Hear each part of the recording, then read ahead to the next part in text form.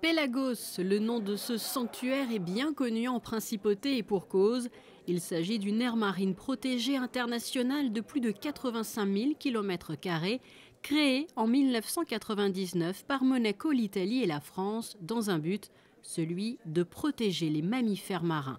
Ce 3 avril, la signature de l'accord de siège réunissait Gilles Tonelli, le conseiller de gouvernement ministre des Relations extérieures et de la coopération, Xavier Sticker, président de la réunion des parties à l'accord Pélagos, et Fanny Dubois, secrétaire exécutive de l'accord.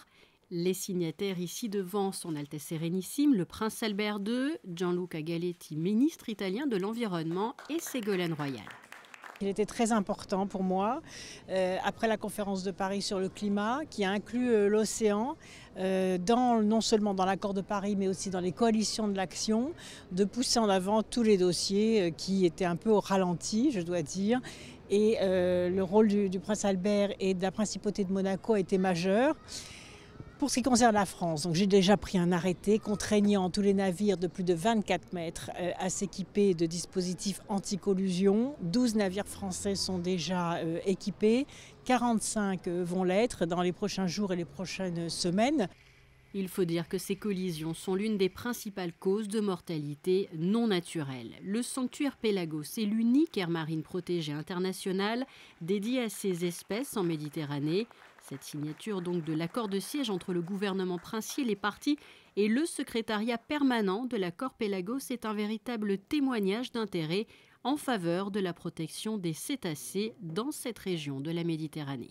Cette signature d'accord de siège entre le gouvernement princier et le secrétariat permanent de l'accord Pélagos officialise l'arrivée du secrétariat permanent en principauté de Monaco. Voilà, donc cela se permettra de se rapprocher des autres organisations internationales qui sont déjà en principauté de Monaco, telles que la COBAMS, l'accord Ramoge, l'OHI, etc.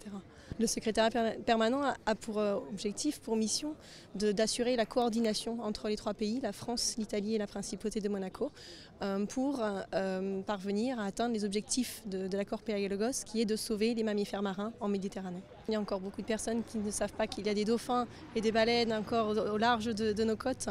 Et de temps en temps, effectivement, ces animaux s'échouent. Et il est important de sensibiliser les gens sur la conduite à tenir en cas d'échouage.